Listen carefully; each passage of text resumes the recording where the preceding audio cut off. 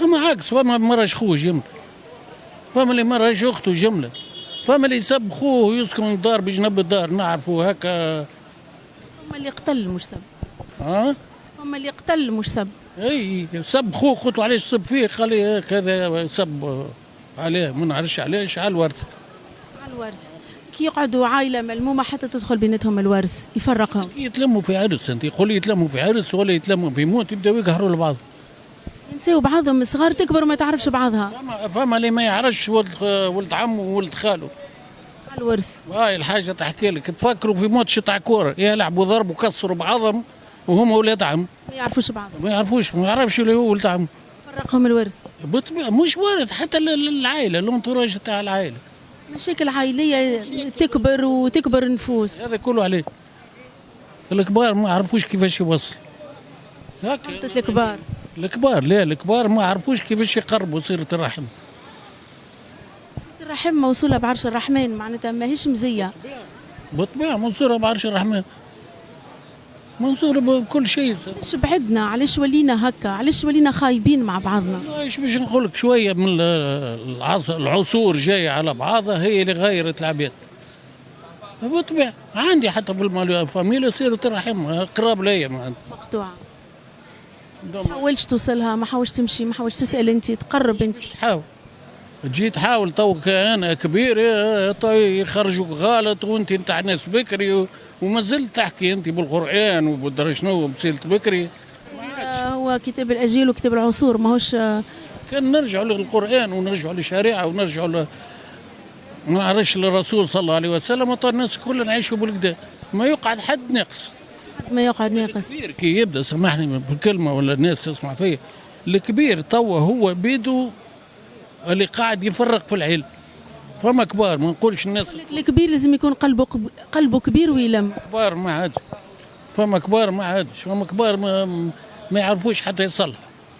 يزيدوا عليها، يزيدوا يجيوا يصلحوها، يزيدوا يهردوها. والله ورسول. كيفاش نصلحوا حسب رايك؟ كيفاش نرجعوا؟ كيفاش نصلح؟ هو فما مثل يقولوه قبل، كان مشى الكبير وفات الدنيا، يلزم الكبير يلزم الله يهنيك، يلزم الكبير هو اللي يصلح كل شيء. واحد كيفي انا كبير فما عندي فهم. انت ما نجمش يعني نكلمهم يقولش مدخلت. احيانا ندخل والله يسمعوا كلام، ما نكتبش على روحي، حتى كان فاميلتي باش تسمعني ولا حاجه نتدخل يسمعوا كلام البعض، ما نحكيش عن الناس الكل. فما اللي يسمع كلامي وياخذ بكلامي بنصيحتي ونعطيه نصيحه يقبلها مني. يقبلوا نصيحه منك؟ فما اللي يقبل النصيحه. مازال فما شكون يقبل نصيحه، فما شكون يحب يرجع ويكبر العائله ويلم العائله. الخير في الدنيا، فما الخير قال سيدنا محمد صلى الله عليه وسلم: الخير في وفي امتي الى يوم الدين. ما نقطعوهاش جمع. فما الخير في الدنيا، مازال الخير، مازلنا نجموا نرجعوا ونجموا نصلحوا. نجموا يلزم واحد واعي وواحد رزين يعرف كيفاش يبلغها الميساج هذاك، باش يبلغوا الواحد ولا الصغير، يعرف عنده اسلوبه الخاص باش يوصلها، كيفاش يوصلها، يعرف كيفاش يوصلها. اما كي يبدا لسانه تبارك الله يغزل الحرير وما يعرفش كيف يوصلها، يجي يوصلها يزيد والله باهي الوقت الحاضر باهي.